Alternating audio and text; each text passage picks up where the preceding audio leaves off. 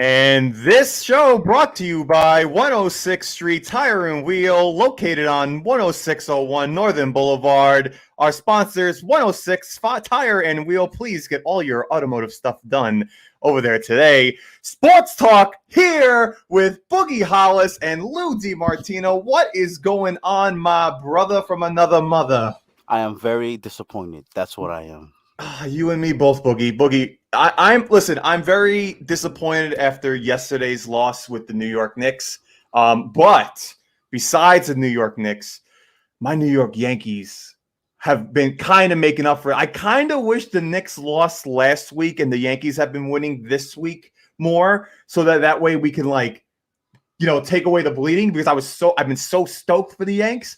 And now it's the other way around, right? Because the Knicks had a heartbreaking loss yesterday. Well, as a Met fan, I'm still bleeding either way. So listen, you guys are still in first, all right? Yeah, you guys might only be 2 games over 500, but you know what? You guys are in first place, and that is all that matters. That's all that matters. But Boog, how have you been this week? Otherwise, tell me, what do you feel? What are you feeling right now as a New York sports fan, Boogie? Well, let's discuss it, man. Let's start with these Knicks, man. Right now, I'm gonna tell you right now, man. I anybody who's been following the posts and stuff like that, y'all know that I was fiending for this game. I couldn't do nothing. All I could do is think about this game alone. So it was definitely as advertised. You know what I'm saying? Close game. Knicks were going back and forth with these. Trae Young is amazing, bro. There's nothing you can say about it. But I'm gonna tell you like this. I'm going to take the optimistic route because Julius Randle and Barrett really didn't have that good of a game. And they really didn't. And yet we lost right at the last second shot. So, I'm thinking that, maybe if Randle and them get it together, it would go be a better result. But I didn't expect anything less than a battle, though. You know what I'm saying? I felt we should have won this game, though, because Alec Burks was taking over, bro. You know what I'm saying? And then the one jump shot he missed that was wide open on the baseline was the one jump shot we needed him to make to win that game. But he single-handedly kept us in that game yesterday. He single-handedly. Him and Rose. Yeah, and Rose kept us in that game. I ain't gonna lie to you. I mean, listen, Derrick Rose yesterday. How many times did Derrick Rose take the ball himself? Okay. And show not to interrupt you, but I'm having a super let me see. We only got 3 people watching right now, but I want to push this to a little bit later. But I have it by having a super argument with this gentleman that you see here talking about Obi Toppin. Do you see this gentleman talking about Obi Toppin? Passport 914? Yeah, this guy, right? So we sitting here. We was watching the Laker game when they was playing against Golden State, right? So then we was just discussing, things with the Knicks. Now the guy's not a Knicks fan; he's a Laker fan. All right. Okay. So that tells you already what kind of mindset the guy's in. He don't watch any Knicks games. So He's telling me that Obi Toppin is a bust. He's trash. This is what he's telling me. He's trying to put Obi Toppin damn near in the same boat as Peyton. That's what this guy's telling me. How can you say somebody is a bust when this their first year in the league? It's not only does he not understand basketball, apparently he's saying, oh, he was texting me this too. He's texting me, oh, did he take the last shot? Is he in the crunch time in the 4th quarter? Blah blah. As if basketball players don't have roles. So if you don't play your role, apparently you're trash. These are the type of conversations that I gotta have offset. You know what I'm saying? I can't have intelligent basketball conversations about the Knicks with people who are not Knicks fans sometimes because they just say the stupidest things. So please, if he's not gonna listen to me, can you explain to him that Obi Toppin is not trash? First off, let's go this way. Obi Toppin couldn't hit a 3-pointer if his life depended on the beginning of the season. And now Obi Toppin takes shots from the outside a good amount of time when he's playing. And if I'm not mistaken, Obi Toppin hit a huge 3 in that in the second quarter yesterday that pumped up the Knicks. You know what he said to me? Oh, he only has 5 points. Oh, that's killing it. He also plays only 10 minutes a game. He doesn't play a lot. He doesn't play the same amount that Derrick Rose and RJ Barrett and Randall play. Stop. You can't. If this was Obi Toppin's 7th year in the NBA and he's still only playing 5, no problem. I totally respect. I can understand that. But it's his rookie year. Rookie year. You can't and do he's that. playing the same position as Randall. So obviously he's not gonna have like 20, 30 minutes a game. You know what I'm saying? No, and you know what? This is Randall. And not for nothing, if Mitchell Robinson was still playing, Obi Toppin would probably play even less because then you're going to be moving Norris Noel to power forward if it's him and Mitchell Robinson playing in the same. Chris, the reason why we talk about Obi is because we have uneducated basketball minds here that want to say that people are trash. Right. You got Frank Ntilikina and you got Peyton on the team, but yet they want to pick on Obi Toppin. Like, are you serious? Yeah, can we talk? Is this what we doing right now? First off, this we're talking about. Thank you, Lou. Talk about Frank, please. Yeah, no. I was going to talk about Frank. I was going to talk about how bad Elfrid Payton was yesterday. Okay, before you get to Elfrid Payton, in the 8 minutes, let me get mad at Frank real quick. Yo, one job is to play defense. One job is to play defense. Everybody knows Trae Young is trying to go right, and what do? Play left. Right. Yo, one job, bro. Listen, not for nothing. Yesterday, Trae Young had to hit about 6 floaters yesterday.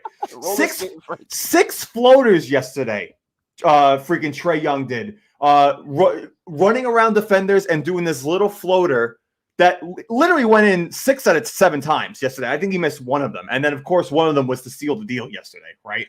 So I don't understand why we weren't prepared for that because I said to myself, I said, they're going to give Trae Young the ball. Well, you got to understand, Lou. You got to understand, bro. You got a guy who can shoot 40 feet from the basket, right? So you gotta test for that. The guy's quick. He has a handle, right? So he's going to try to drive to the basket. So you're going to try your best to stop him from driving to the basket. But what do? They do pick and roll offense. So now you got Clint Capella setting the pick, right? So by the way, he was a beast yesterday. He's either going to throw the lob or he's going to throw the floater. So now this is up to Thibodeau. Because, see, this is my disappointment because Thibodeau knew, everybody in America knew that that's the type of offense was going to be run. And yet they still had 7 million lobs or floaters that happened yesterday. So Thibodeau is supposed to be that mind. Well, he better get his mind together and figure out how to disrupt that because not for nothing. I mean, Trae Young definitely had, his share of shots and freedom out there. Enough for him to talk a lot of trash about us. So, well, listen, rightfully so. Everyone, the Knicks. First off, there was only 15,000 people in Madison Square Garden yesterday. Exactly, right? Chris. So there was only 15,000 people in Madison Square Garden yesterday, and it sounded like there was everybody in the entire building plus their family was in there yesterday. And when the Knicks took the lead in that first quarter and everyone started going crazy, I felt such adrenaline for New York, right? Yeah. Like, because this is like the first time that. First off, the Knicks haven't been in a playoff game in 8 years, right? So on top of that, and they only have limited capacity still, it was so freaking cool to watch yesterday. I was so pumped up for New York fans in general. And it sucks that we took that loss yesterday. And Trae Young, listen, this is the biggest game of Trae Young's career that he played yesterday. This is also his first playoff game. That's why I'm saying it was his biggest game yesterday. And he stepped up. He's got a shit ton of confidence right now. And he's going to be tough these next couple of games. He's going to be very tough. I like how Quickly played in his first playoff game. Quickly was pumped up. Did you see after he hit that second three going crazy? That hyped me up. Hyped me up. Yeah. Because it showed that he wasn't nervous either with this crowd. His first big playoff game, a lot. Listen, yesterday, Derrick Rose had more games experienced than everybody on the floor yesterday combined in the playoffs. Literally. So the fact that it was basically a rookie versus rookie playoff battle, it was so much fun to watch. Rose, the fact that Derrick Rose was looking so sharp, the way he was cutting to the basket, oh man, it was like almost reminiscent of the Chicago Bulls. Bulls, I know. Yo, I was like, wow. I say this guy is motivated, man. And I said, you got a motivated Derrick Rose, and then you got a motivated Alec Burke, who's on a 1-year contract. You know what I'm saying? Like I said, he might be that guy you might want to bring back. You know what I'm saying? Like out of the role players, he might be that guy you want to bring back because he's clutch, either starting or arriving off the bench. It doesn't matter. He plays the same game and he's calm. They got him at the point guard because we lack point guard ability with our starting point guard who only played the first 4 minutes of the first half and the second half and then didn't play again after that. So I don't understand what sense that make. I mean, I understand the argument of, let's keep things, don't fix nothing that's not broken. But this dude is broken.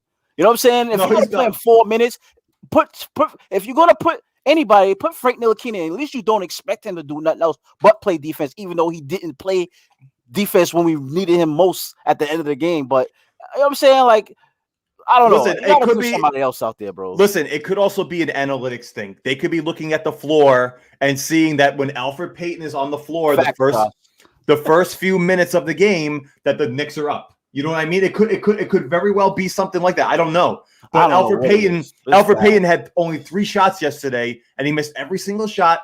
He had 1 assist, and he played 8 minutes yesterday. He's bad, bro. And he's not good. He will not be a Knick next year. Yo, Josh, from what you're saying, especially after he ran his mouth like that, and he waited till the end of the game to do it too. You know what I'm saying? After he made that shot. But he ran his mouth. Yo, I'm telling you right now, Taj Gibson or one of those dudes better foul this dude very hard, because like right. Don't let this guy be running and talking trash, flapping his gums. We can't have that. You know what I'm saying? We supposed to be a physical team. I want to see something physical happen to this kid, man. I mean, not nothing, you know, not killing the lines of basketball, but I want him to have a message sent to him. You know what I'm saying? Yes, let's tear his Achilles, you know, because he, you know. Yo, underrated. We're only talking about Trae Young though, but you see the guy that's standing right next to Trae Young. How big was that 3-point shot that he made after we almost stole that pass? And he just grabbed it and shot that 3. That was a dagger almost. I mean, that did that give them the lead? Did that give them the lead? It did give them the lead. No, that was tough to handle when I saw that 3. I was like, oh man. Yeah, I don't want to kill him. We played good defense, and that's what we get. Right. Now, listen. Now, obviously, this next game is still in New York, and it's on Wednesday, which is obviously now a must-win, right? You can't go to Atlanta losing 2 home games. You just can't, right? Like, I don't care who you're versing against. You're at a huge disadvantage not winning at least 1 home game. So I'm confident they'll be able to win, because they should have won this game. And let me tell you something. Let me show you something. If this don't make you mad as a Knicks fan, I don't know what is not gonna make you mad as a Knicks fan. Got real quiet in there. It got real quiet in there. It's still yelling now. I don't care. Next one. Wow. That guy. Yeah, listen, not for nothing, Boogie. I would be doing the exact same thing. I would be doing the exact same. If I hit the game-winning 3 to shut up. First off, you got to remember, too, Trae Young has not played any of them have not played against fans in a playoff game like that ever, right? And then he hit a game-winning shot to end the game. Good for you want to be a Knick villain? I hope you're ready to be a Knick villain, bro. Oh yeah, for Knick sure. Villain, I hope you're ready, because don't do that and think that's going to be the end of it. Well, you know what's going to happen, right? If the Knicks win this, if the Knicks win this series, you know exactly what's going to happen, Bug. The Knicks fans there are going to be memes of Trae Young if the Knicks beat the Hawks in the playoffs. You said when? When the Knicks, I said when the Knicks beat the Hawks in the playoffs, there is going to be a memes upon memes of that. I can't wait to see him. I can't wait to see him. I can't wait to see him. All I know is the crowd hype from the beginning, man. That defense, yo, I was sitting at my TV just grinning like, yo, like this is great. You know what I'm saying? Like, so as a fan, it's awesome. You know what I'm saying? And I'm such a Knicks fan. I take these losses and wins like to heart, bro. So like when they lost, I went straight to bed. Like I was mad. Like I was legit mad, man. You know, so you know, rough. And you know, I don't want to say unfortunately, but on the other side of New York, Brooklyn Nets had a very, very easy win against the Boston Celtics, Kyrie Irving's favorite team. Yesterday, the line was I think 4. I think the line was 4 yesterday, Uncle Ben. But Brooklyn Nets yesterday, very easy win against the Boston Celtics. Kyrie Irving playing against his former Boston Celtics team. You know, for somebody who says that they don't play, who's not in it 100%, Kyrie Irving looked really good yesterday. I mean, the other day. He looked really good yesterday. You want to play that clip of him basically manhandling that defender 48? on 48 on Boston real quick?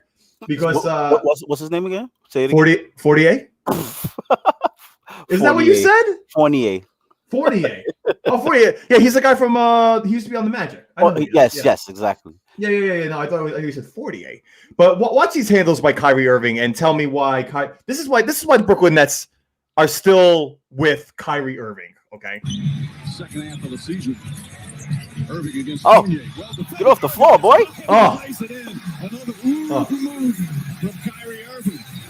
It is so. So when you have moves like that, I think they say to themselves, the Brooklyn Nets, you know what? It's okay if he takes off a few days. Chris said he might take off next week. Right. Listen, if the Boston Celtics get swept by the Nets and they have to wait, he might have a whole week off to play. Yo, I'm gonna be honest with you, bro. The Boston Celtics threw everything they had that game. They made it interesting for 3.5 quarters. Then once by the halfway point in the fourth quarter, the Nets turned it on, and it wasn't even a game after that. So, I mean, there's nothing else they could do. I mean, Tatum, he didn't have the best games in the world, but he was there. You know what I'm saying? Kemba Walker did what he could. But I'm gonna tell you one thing: that center that they got, Robert Williams III, the Nets. See, now that's a weakness that the Nets have because Robert Williams, he had 9 blocks, 9 rebounds, 11 points, I think. So he almost had a triple double with blocks. You understand what I'm saying? So like this guy, he was athletic. He was roaming the paint. You know what I'm saying? Protecting the rim. Like they had to stop playing Blake Griffin. Griffin, they didn't have no points. They had to sit him down because he was a liability. And that's the thing. So, you know what I'm saying? Like that's the thing. Like Blake Griffin, you know, he might give you some points here and there and spread the floor, but defensively, they're gonna have to have like Claxton and you know what I'm saying, like a conglomerate of bigs to help because when you start getting athletic big men like that, that's where the little weakness is. I'm not saying that that's going to be the turnaround for the Celtics, nothing like that, because clearly that kid was playing well. You know what I'm saying? But the Celtics don't have the firepower to match what the Nets have. You know what I'm saying?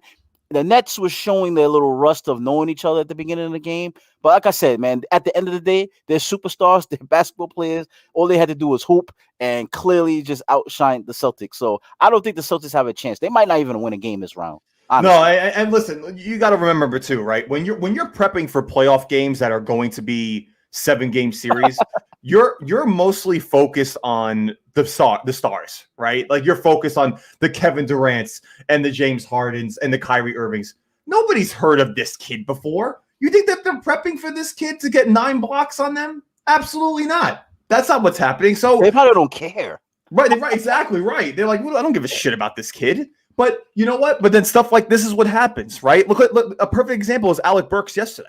Alec Burks, you think if I would have went to the Atlanta Hawks facility and said to them, hey, by the way, Alec Burks is going to score 26 points on you, they would laugh in my face. Not that Alex Burks isn't capable, but they would laugh in my face. They would tell me, oh, actually, Alex Burks had 27 points. They'd be like, Alex Burks isn't scoring 27 points on us. And if I would have told you that Julius Randle only would have had 15 points yesterday and shot 6 for 23, you would not believe me for that either. So that's the thing about playoff basketball, right? That reminds me of that terrible 3-point shot he shot in the club. Oh, forget about it. I know. As soon off of his hands too, you said nope. Oh, nope. Man. Taj Gibson saved him that one. No, that offensive rebound. Got that offensive rebound. Yep, that was sick. And Taj Gibson, listen, he had like 4 or 5 offensive rebounds yesterday. But you know, the one thing I'm going to say about the Knicks that's going to be a little bit trouble. And then I know we're talking about the Nets. Clint Capella is unreal. He had the most offensive rebounds in the league. They said he led in lobs. He led in lobs too. Right, like it's. This is the time you need someone like Mitch Robinson. They're gonna have to step up. Nerlens Noel had a couple of blocks yesterday too, but they're gonna have to step up. He hurt his ankle, so we gotta see what's going on with Nerlens. So yeah, you know what I'm saying. But back to the Nets, the only weakness is that what I just said. They have no other weaknesses. I mean, like I said, defensively they're not stalwarts, but they do enough to win because their firepower is so much, and nobody can really match that kind of offense, man. So No, I can't see the Boston Celtics winning any games. And if they do win, it's going to be one. They're not winning the series. I just don't see them winning at all.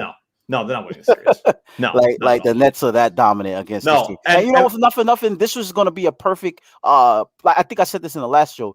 This is the perfect opportunity for them to get to know each other, playing this round with the Celtics. You know what I'm saying? Just getting to know each other since they didn't have that many games together. Because not for nothing, if they sweep them.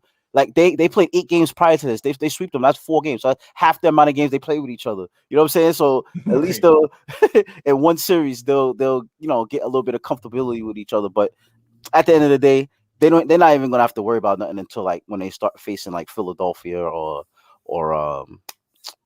like Philadelphia Milwaukee. or Milwaukee. Yeah, but Right. Milwaukee's Milwaukee beat the Heat last night. yeah. Milwaukee, they look good. Yeah. Listen, it's going to be a very good matchup when the Nets play, because I think Milwaukee's going to beat the Heat. I think this Heat team is not the same Heat team they were last year.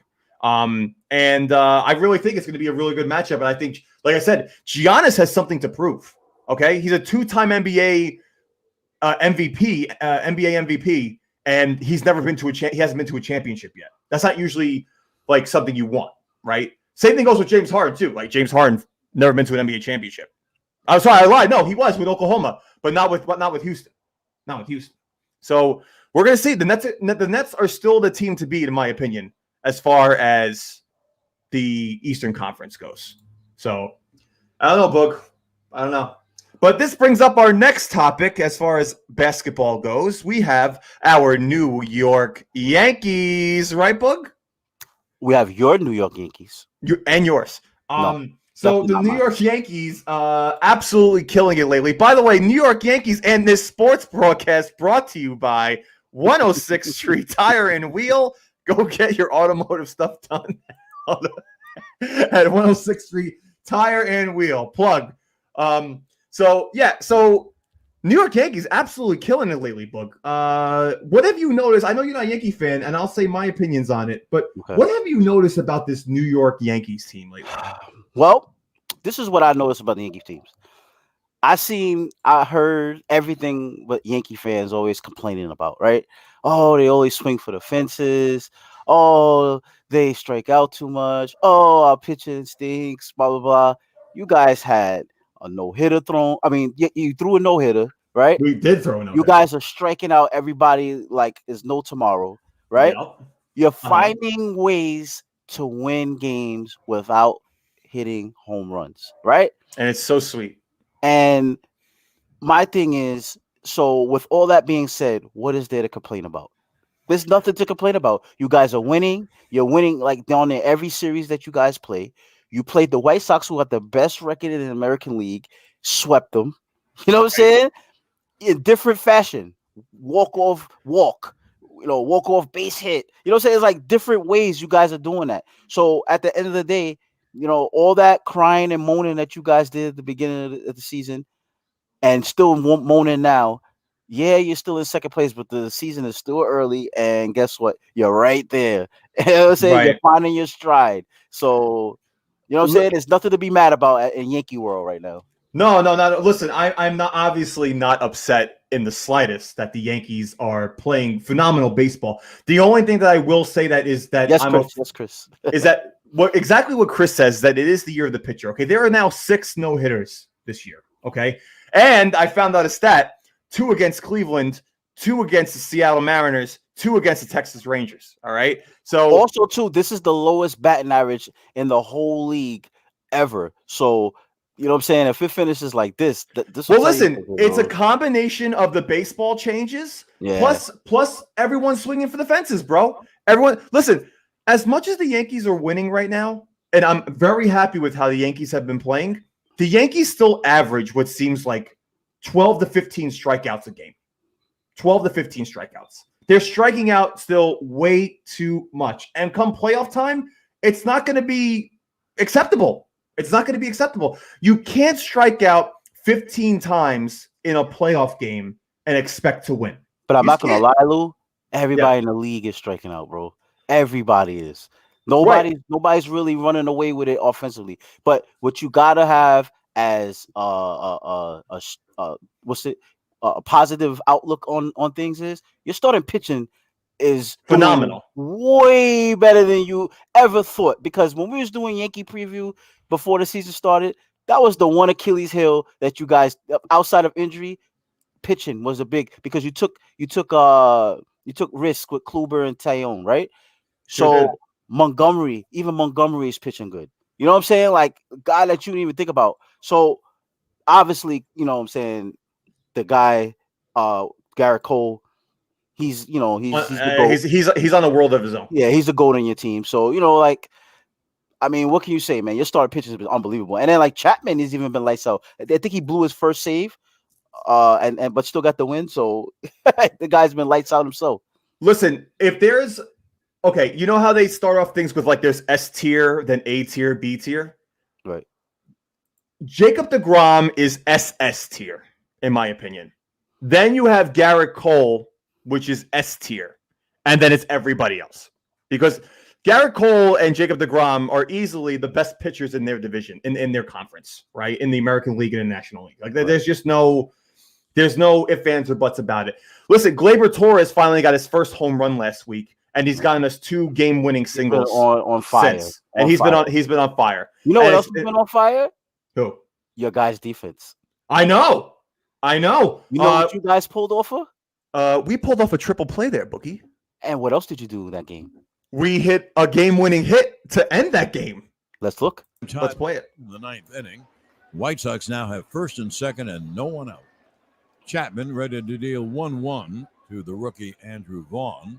Runners lead, pitch. Hit on the ground to third. Step on third. Go to second. There's 2. Back to first. It's a triple play. A triple play. That's stretched by freaking to Odor DeVoit. 5-4-3. Triple play. Grounded to third. There's Michael K. There's 2. There it is. It's a triple play. They got a triple play to get out of the jam. A triple play at the stadium. So what else would That's they do? right, Chapman likes it. So on top of that, Chapman it's a triple play. almost blows the game, right? Gets a triple play, Here's Gleyber, who and then Gleyber Day comes up and gets Chapman the first win. And second and no one out. Hit sharply, a base hit to left field. Judge rounds third. They're waving him home. Here's the throw. Here's the play. Yankees win 2-1. Ball game over. Yankees win. The Yankees win. I get goosebumps every time I hear someone go, "The!" Every time I hear John Sterling go, "The Yankees win." I mean, listen, Yankees had 2 walk-off wins against one of the hottest teams in baseball on the Chicago White Sox. Yes, they got a walk-off walk to win the game yesterday. I don't give a shit that they deserved it. They won. And you know what? Sanchez has been quiet. He's been absolutely awful, but you know what? We've been winning. So no one's talking about it. If you're winning, nobody gives a shit. It's the same reason why when we were winning and Gleyber Torres didn't have a home run, nobody was talking about it because they were winning. If the Yankees were under 500 right now, Gleyber Torres and Gary Sanchez there'd be rumors about them being on trade. That's just how it is. And right. Yeah, but the White Sox still had the best record in the American League, you know what I'm saying, before facing the Yankees, though. So, you know what I'm saying?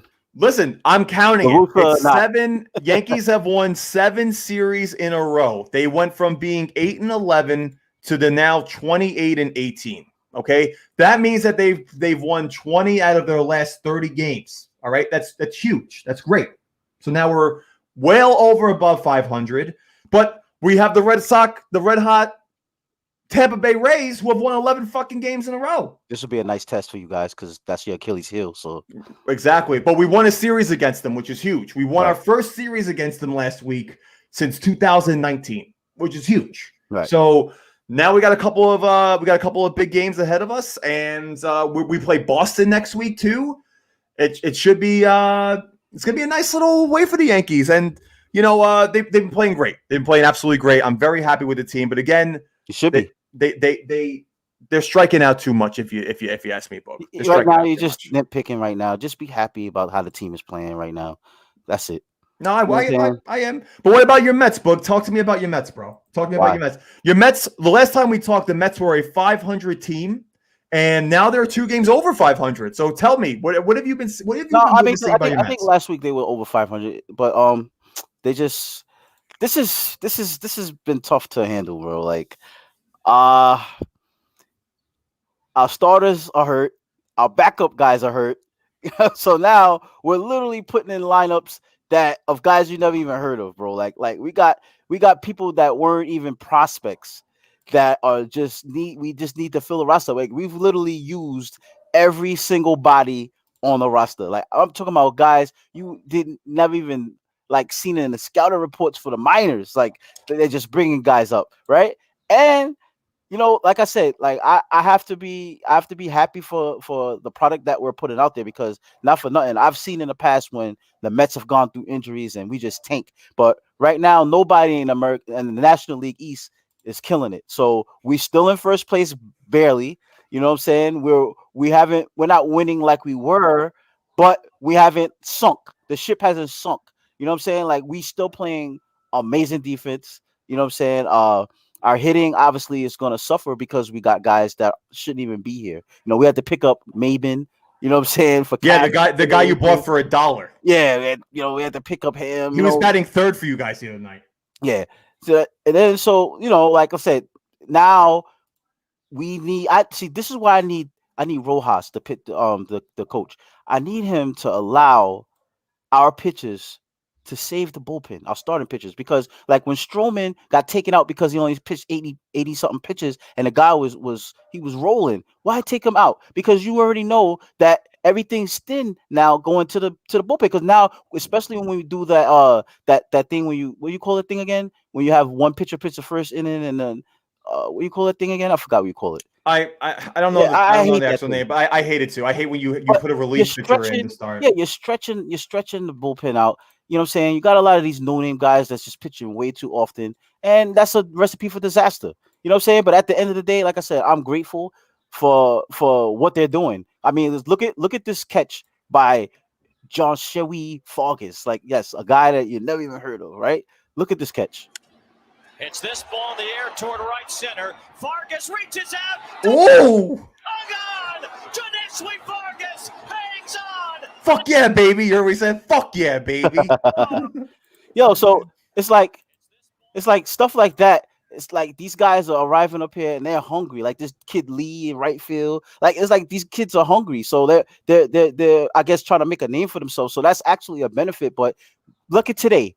We got McCann playing first base for the first time in his whole career because Tomas Nido, who was an afterthought backup, all of a sudden is carrying the catcher position. So McCann darn near like losing his job. So now he got to play first base so Dom Smith can be in left so we can have some bats in the lineup. You understand what I'm saying? So that's how crazy it is right now. We got guys. I'm looking at the lineup like, who is this guy? You know what I'm saying? Let me ask you, where's that kid? Where's that kid that got you the two sacrifice walk-offs to hit his first home run the other day? What'd you say? What happened to that kid that hit the two sacrifice bunts for you the other day? What's his name? The nerdy looking dude. Where's he been? Hey man, like I said, they ain't been no walk-off hit situations for him. So because right now when we lose bad. We give up a lot of runs. So. No, listen. Like I said last week with the Mets, you guys have been very. I'm gonna say it. You guys have been lucky, okay? Because the Braves pitching is 90% of them are hurt, okay? And Ronald Acuna can only do so much for that team, and Freddie Freeman, right? They can only do so much. So Nationals ain't doing nothing. Phillies ain't doing nothing. They're not doing anything. Miami, like we're all in the mix. Like how Chris said, man, it's only 2.5 games separating first and last. So right, my twin. That's my pretty twin. much. Everybody's pretty much doing the same thing.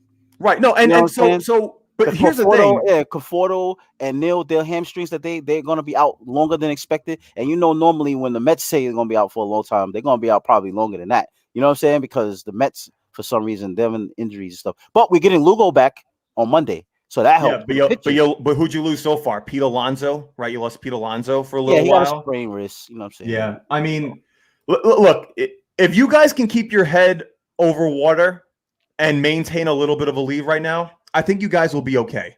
But I still think you're fortunate that the Braves are injured too, because I think you guys would be in trouble right now. Well, I mean, we are in trouble. It's just the fact that it's what kind of heart and metal do we have? You know what I'm saying? Like Lindor's starting to bat a little bit better. You know what I'm saying? So it's like we're gonna need Dom to raise his average. I mean, he's been clutch, but we need him to we need our guys that are here to raise their batting averages a little bit. You know what I'm saying? Because these are not home run swinging, guys. You know what I'm saying? These are guys that are contact hitters. So this is supposed to be a good situation for them. You know what I'm saying? So that's why when you talk about like the guys that are home run hitters, they're the ones that's batting bad. These guys aren't home run hitters per se. So these guys should be the ones that's flourishing through this. So I don't know. You know what I mean? By the way, speaking of batting, by the way, Chris, Albert Pujols hit his first home run as a Dodger the other night. What do you guys say about that? When was Francisco Lindor's last home run? Tell me that. 41-year-old Albert Pujols pulling his way for the Dodgers and giving away bats to fans. You saw that? Yeah, he did. Right? Pretty cool, man. Nah, that's awesome. That's pretty cool. But no, listen. Not too worried about. Like I said, not too worried about the Mets. But it's good that you guys are keeping your head over water while. Hey, it's one home run than what we're getting. It's one more home run than Lindor. When was the last time Lindor hit a home run? I think I was 25 years old the last time Lindor hit a home run. The only hits we're getting is pitches to the face. Right. Yo. Oh my God, Kevin Pilner. Oh my God.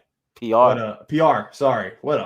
He got rocked, bro. And look at this right now. The Mets are down 2-0 to the terrible Rockies, bro. The Rockies are horrible, and we're already down 2-0. Yeah. Listen, your boy Yamamoto, right? He pitches, he gives up like 7,000 runs in the second inning, and people start trolling his wife on Twitter. You know what I'm saying? So you know what I mean? So like, no, that's what's going on right now. Yeah, you pick that guy up too. Yeah, no. You put him in Peyton category, you know. But I don't want to talk about Alfred Payton. He sucks. Alfred Payton sucks. We just gotta get Joe to agree with you. Then we good. and then we're all right. Yeah. All right. So what's our next topic for discussion, Mr. Boogie? There. Well, I mean, you could talk about that horrific injury in the hockey playoffs. Yeah. So former Islander.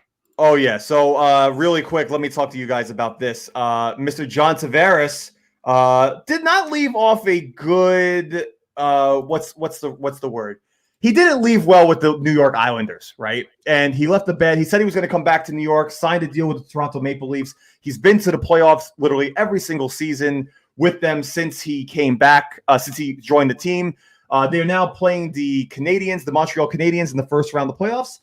And something that you never want to see happened yesterday, the other day. And we're going to show you this real quick because it's not good. All right, so we're here. What happens to Mr. John Tavares? Reaction. No, you just worry. So he's definitely not right here. He looks knocked out. He looks knocked out. It looks like he literally died on the court, on the ice. And we're gonna go to the hit real quick. So he gets hit here. That wasn't the problem, but following up the play. It's this right here. Boom. I don't know if you guys saw that. I don't know if you guys saw that. We're gonna fast look. He gets hit here. Oh, knocked out, bro. That's why he was in La La Land. Luckily he's all right. He's just. That's why he looked like this. Yeah. He had no idea where he was. He was off. But that's why a lot of people they don't like hockey. People who like hockey. You're right, Chris. Chris. Like that. Chris is right. The trade is messed up because if somebody's in that condition, you don't pick their body. You don't pick them up. You leave them alone. By the neck and stuff like that. You let them lay down. You go, you ask them questions and stuff like that. Like that's crazy how they even handled that on national TV. No, I know. I know. You know what I think happened though? It happened so fast, right? And he was on his back, so he probably thought that something happened to him like up front and didn't realize it was his head. Because you got to remember that happened when the puck was on the other side of the court. It was on the other side of the ice. Yeah. So the trainer probably didn't see and thought that he got cut or that maybe he got hit in the chest. So that's why he was probably holding him by his neck, thinking that something happened up here. And then you saw him go like this, and the trainer even panicked. The trainer was like. Yeah, he panicked so much that they did the wrong thing. Yeah, no, that was bad though. That was bad. And listen, as much as Islander fans hate John Tavares, I mean, he's out indefinitely right now, and you don't want to see that happen, right? No. Like that was just a shit show accident. He's holding his head and neck, Josh. But you don't know what kind of injury that could have been. It could have been a spinal injury. Like you don't know. So in those situations, you don't hold anybody. Like you know what I'm saying? Like that. Yeah, you gotta lay him flat down on his back. And do your proper, protocol test. You know what I'm saying? That's why doing that. You could have did more damage than good that way, bro. That's why I'm wondering if somebody said something to the trainers prior, like, oh, he got something happened to his stomach or something like that, and then they just assumed instead of like, don't move, let me check on you. But then again, John Tavares didn't look like he was talking there, so the trainer probably didn't know. Well, I'm not a professional. I don't know. But that was brutal. That was brutal. And you never, like I said, you don't want to see a player get hurt like that. You know. No, that was crazy. That was bad. But this goes to our highlights of the week. Boogie Hollis, what is our first highlight of the week? I think we got that little high school chick, right? From in playing softball, Boog? Yes, we do. Let me cue that up. All right, so here's a play, a high school or junior high play. And we're actually going to talk about this too. I want you guys to tell me whether this is an out or if this is a home run. Okay, Boogie's going to play this for us real quick. Tell me if this is an out or a home run.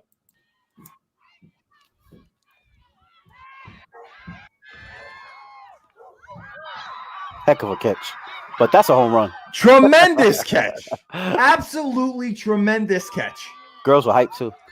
Super hype. Look at slow motion. Yeah. She sacrificed her whole body for a home run.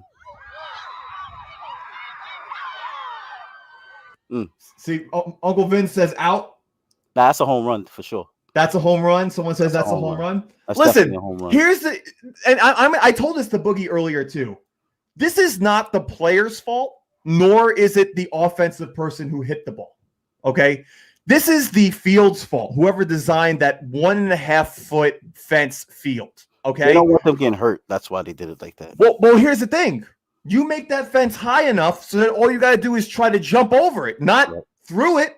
Right. You're trying to tell me? Hey, Chris, like that, what you're saying, that applies to like foul balls. You know what I'm saying? Like you can catch a ball in fair territory or in foul territory and catch it and then fall out, you know what I'm saying, into the stands on a foul ball. But see, that's a home run. So that's still in fair play. So once it goes past the parameter of home run, she's out. She's out. She's already in the home run territory where she catches it. So it doesn't matter if her feet were in or out or nothing like that. She's out. The ball landed. Home run. That's a home run. You know what I'm saying? Boog, I think it's an out. Nah, that's a home run. They counted it as a home run. They count. Did they counted it as a home run? Yeah, that was a home run. So she made that catch for no reason? Well, I mean, she did her best, but you know, I guess she didn't know that the fence was there. But no, Boog, I'm gonna disagree with you there. I think that's an out. She, like Chris said, caught the ball prior to her hitting the floor, and the ball didn't hit the floor. That's not any of their faults. That's just like if you was in Wrigley Field, right?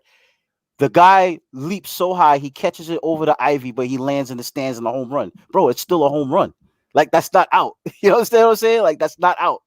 It's a home run. He caught it and went into the home run stands, bro.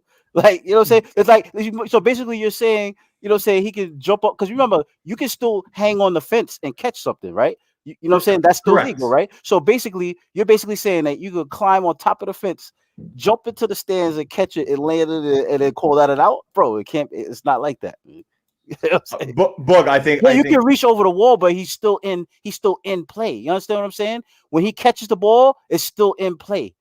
Nobody's landed in the stands like how she landed out in the home run territory. You understand what I'm saying? You can reach out and catch it and rob somebody of a home run, because remember, you're still in field. You know what I'm saying? But her whole body was out in the home run. So how can you call that out?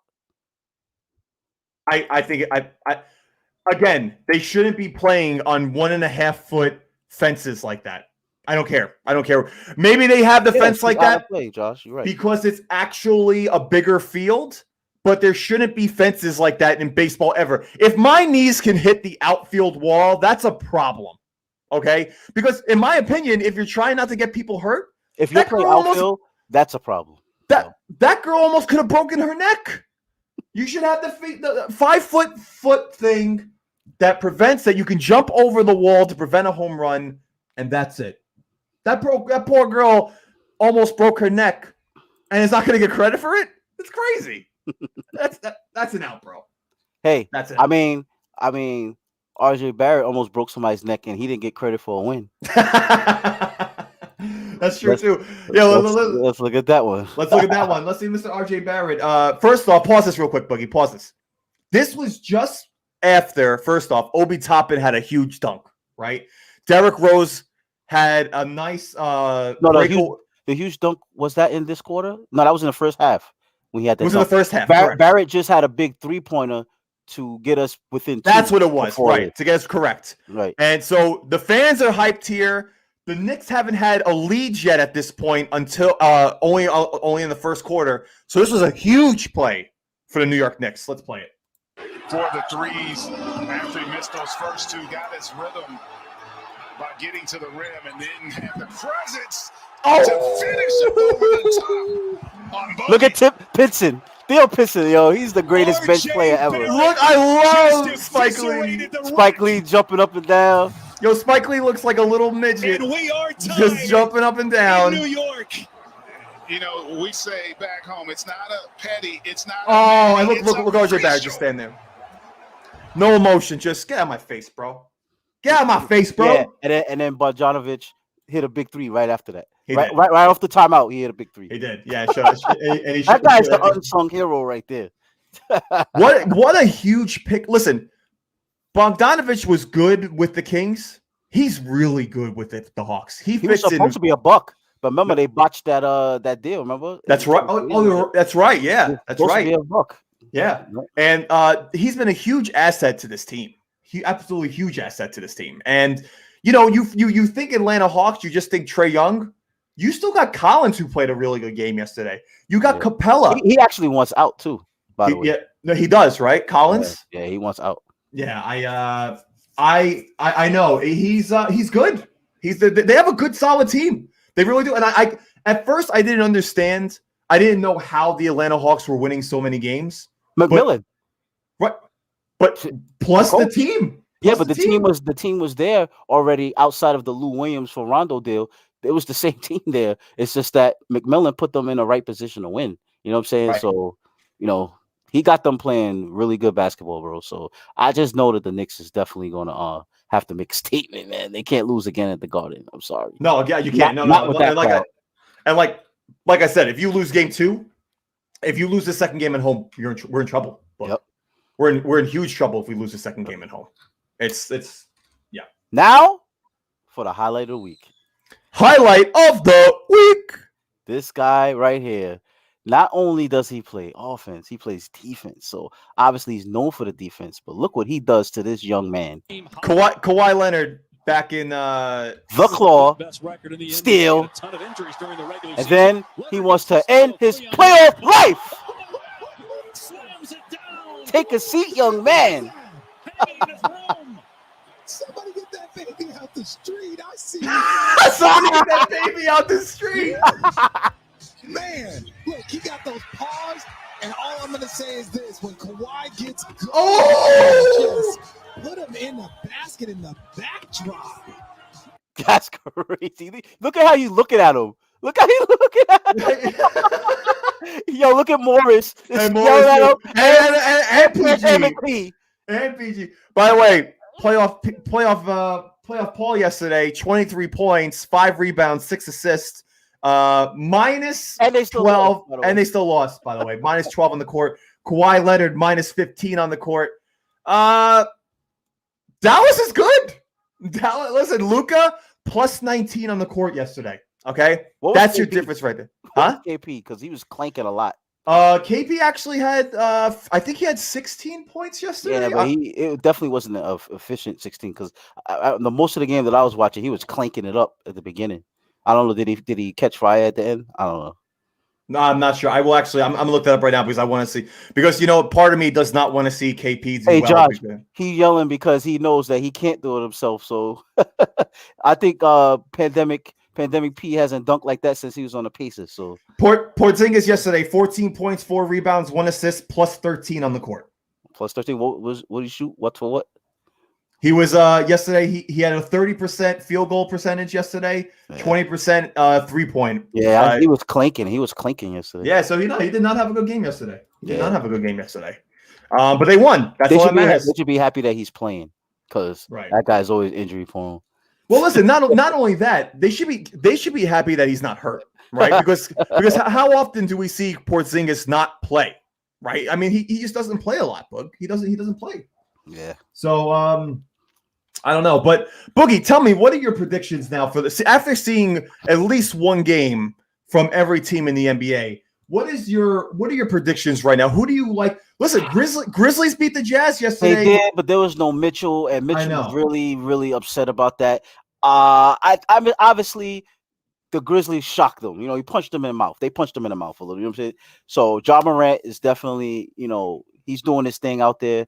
But once Spider gets back on the court, I think the Jazz are definitely going to run over them. So as long as the training staff allows Mitchell to play, because that's what happened. The medical staff said for him not to be able to play. So once he's able to play, I think they're definitely going to handle them. But they're not a slouch. But the Jazz are better than them. Go ahead. No, go ahead. I'll say it after. No, if you're still talking about that. No. I Dennis Wild. I didn't see your thing because you posted on the other thing. Dennis Wild said how much was it deposited in Randall's account yesterday for throwing that game. You know what? He probably had jitters, bro. He had a lot on his mind. He said he over-prepared. I don't know about over-preparing, but he thought too much. He didn't play within himself. You know what I'm saying? Like, and I think now that he got that game out the way, I think he's going to be back to Randall. You know, like I said, Randall has bad games here and there. So he's carried us here. I'm not going to say nothing bad about this man. I did enough bad talking about him last year. This year, he's done all the best for us. I'm going to give him applause. And Chris, thank you for reminding me. The Liberty are 4-1. All right. They are. I know people are hesitant to try to talk WNBA, but I'm not gonna let the Liberty die because this is looking like the best year they've had like since the inception. They finally had their first triple-double in organization history, which is horrendous since they're one of the first teams in the league. One of the first teams in WNBA. You got I forgot her name, the two guard. She scored 20 points in every game. That's the first time in franchise history. So you got low stats that's becoming franchise history this year. So right now we're playing amazing basketball, Lady Liberty. Dede Richards. They're looking good. What about it? What about her? She's not. No, that's number two. That's number two. No. But she's a defender. She's not the I think Laney or Lacey. I forget what her name is. Oh, Liane Odom. No, her last name. Betnya Laney. Yeah, she's the scorer. You know what I'm saying? She's the scorer. So, you know, they're playing well. So now back to the NBA predictions. Right? The Lakers versus Suns. That matchup right there. That's the intriguing matchup. And the reason why I say that is because Drummond is getting in the way. Right. I don't know. I think that was a mistake picking him up. You know what I'm saying? Like, especially for these type of series. Yes. No, go ahead. Sorry. I'll say that. Sorry. These type of series, like just put AD at the 5. You know what I'm saying? Keep the floor spread. Let LeBron do his thing, Schroeder, and get Kuzma out of there. You know what I'm saying? Like, just let them run because Phoenix, Devin Booker has to get stopped. Devin Booker is the man. I ain't gonna lie to you. Devin Booker is the man. Then you got the smarts of Chris Paul, and you got all them other role players that they play their roles so well. Ayton is a beast down low. So it's like, yo, the Suns is surprisingly really good, and it's tough that these two teams had to play in the first round. So listen, LeBron James is 14-0 in his first round. 14-0. This is probably the toughest matchup in the first round that LeBron James has ever had to face in his career, in my opinion. It has to be, right? And his conditioning is pretty low because he's got the injury. Correct. You know what I'm saying? And then he's hurting himself every game. He's either seeing 20 rims getting poked in the eye, or he's getting his shoulder hurt by Chris Paul. You know what I'm saying? You know, so yeah. LeBron flops a lot though too. Hey, chill, because you're gonna have people yelling at you. I'm just saying, LeBron. I mean, come on. He acted like his eyeball fell out of his head. Meanwhile, he got poked in the eye, and it wasn't even red afterwards. So I don't even want to. But he did the Forrest Whitaker though. He did that. Oh, he did. Yeah, I know. No, I know. And he shot for the middle rim, by the way. Anyway, that's the tough. I can't give you a prediction for that matchup. That matchup's crazy. Right. No, listen. I think the Suns take that down. And listen, Nuggets versus the Trailblazers. Trailblazers looked really good. Yo, they booed Melo in Denver, and Melo turned up. You know what I'm saying? Melo said, right. "Oh, y'all want to boo me?" You saw his face, like, okay, all right, no problem. You know you got no Murray, all right. You know what I'm saying? Just Jokic out there, and what's his face? Porter Jr. All right, we'll see. No problem. We got Lillard, McCollum. You know what I'm saying? And me, I'm Carmelo Anthony. I handle this team, right? No, listen, Trailblazers look good. I still think the Nuggets win that series. All right, but they look good.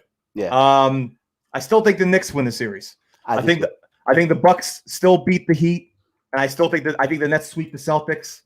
I think the 76ers sweep the Wizards.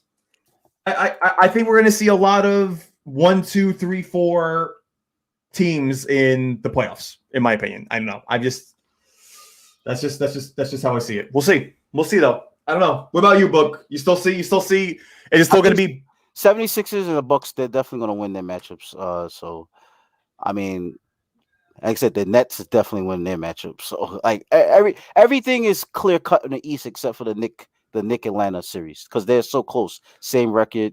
You know what I'm saying? Same situation. So they're really close. All the other matchups in the East, they're not close. The second round, that's going to be the round. You know what I'm saying? The second round is going to be the round. In the West, things is tough, but the East is pretty cut and clear. Listen, Chris, I actually, to speak of the play-in stuff, I actually love I want the play-in to be every single year. As do I. Yeah, and for one reason, listen, I understand that maybe some teams feel that they should get in because they're the 7th seed and potentially they can lose their spot to a 10 or a 9. But you know what? If you want to win, if you actually want to make the playoffs, finish higher than 6 spots in your conference. Simple as that. Yeah. Finish high. I love it. I honestly love it. I think they're trying to make it permanent. So I would love for it to be permanent. I think it's great. I think it's good. First off, I think it's good for basketball. That's 1. 2, I think it gives, first off, your team, after playing consecutive games every single day, gives them a little bit of a break, right? It gives them a little bit of break. So now it's not teams who already clinched the spot that they rest their players. And then teams who are fighting for that 7 and 8 seed, they have to keep playing everybody, right? And pushing to make it. Now, and those people on the outside, they're not tanking because now they have a chance to make the play-in. So exactly, those guys like the 9th and 10th and 11th, because even look at the East, I think all the way to 11th, because like the Bulls, right? Like they even had a shot to make it. You know what I'm saying? So nobody's taking. Like you didn't even hear taking. Like, oh, we need to get the top draft pick. They're playing back. You didn't even hear that because even the Pistons and them, they weren't eliminated till late in the game, late in the season. You understand what I'm saying? So that's great. You know what I'm saying? I like that. Like it keeps the interest of the entire spectrum. It broadens the spectrum out a little bit. I like that. And also, it's good for ticket sales too, right? Once the pandemic ends, because if your team is still 8 games under 500, but you have a shot to make the play-in tournament, anything can happen. Anything. Look at Washington. Washington was a out of the picture completely, and then they were in last at one point. They were in last. Then they caught fire. You know what I'm saying? So look, that's I like the play-in, bro. I like it. Right. I agree. But no, listen, way to go. Who's the finals in your pick? Finals in my pick, Uncle Vin. What I would love to see, Suns versus Knicks. I would love to see that. It's not going to happen. No. I would love to see it. Realistically, I think it's going to be Nets versus Suns. Like I said, I thought it was going to be Nets Lakers. You know what I'm saying? I didn't anticipate the injuries. When obviously, you don't do that. I mean, you don't do that. Right? So LeBron and AD. So until they lose, I'm still saying Nets and Lakers until they lose. Because just because you lost game 1, don't mean that it's over. You know what I'm saying? So just because I feel like I'm pretty sure Laker fans feel the same way Knicks fans feel. They won the first game, cool. You know what I'm saying? But not for nothing, it's a different situation because the Lakers weren't home. You know what I'm saying? The Knicks were home, so it's actually worse for the Knicks half. But if I'm a Laker fan, I'm not concerned per se. But let's see what the second game does. Then that's when we. No, I agree. And I also said at the beginning of the season that the Bucks were going to make their first championship. It's really hard to say that the Nets aren't going to make the championship. It's really hard. It's really hard not saying that they are. But if the Nets get eliminated before the Bucks, I think the Bucks take it. I really do. I don't think the 76ers team is ready. Can I interject with that a little bit though? Seeing with that Williams guy did, you got to remember they have Embiid and they got Simmons as 2 big men, so that might pose a problem for the Nets. So that's going to be interesting to watch. To be honest, 76ers if they face the Nets. Because they got big men on their team. So yeah, but they're not Joel Embiid. They're not Embiid. You know, it's. No, I'm saying the 76ers. They got Embiid and they got Simmons. Oh, I thought you said. I'm sorry. I thought you said the Nets. Yeah. You're No, right, I'm saying the right. Nets Yeah. playing against the 76ers. That's going to be tough on the Nets because Yeah, no, of course, that's right. Because they have right. No, I the know. Achilles heel is the big man. You know what I'm saying? So Right. that's actually might end up being a really good matchup. So Yeah, no, it'll be good. It'll be real you know what I good. mean? All right, Boogie. It is 8:00 though. We have done our hour show. This again, once brought to you by 106th Street Tire and Wheel, located on Northern Boulevard. Thank you guys so much for tuning in to episode number 33. And even though Sports Talk. even though we lost, still support our team. Support our team, guys. Support our which way is it? Is it this way? It's this way. Support our New York Knicks shirt, okay? And our Brooklyn Nets shirts, which you can get at truetonewyorksports.com or inbox Boogie or myself or Biggs. Thank Eddie you Ed. to our sponsor once again. 106th Street Tire and Wheel, located on Northern Boulevard in Corona, New York. Thank you guys so much. Hell yeah, we're going to be doing it on Memorial Day. I expect you guys to be outside barbecuing, watching our show while we perform. There's Wi-Fi. Go turn on your Wi-Fi. Turn on your Wi-Fi and come watch me and Boogie do our show. All right? So anyways, so thank you guys very much for tuning in. Thank you, Miss Lonnie James, for saying it's a good show. And ciao. We will see you guys next week, episode number 34. Let's go, Knicks. We'll have at least 2 more games to talk about since the next games are on Wednesday and Sunday. And that's about it. And we'll see you guys next week. Thank you guys for tuning in. Yeah. Have a good night.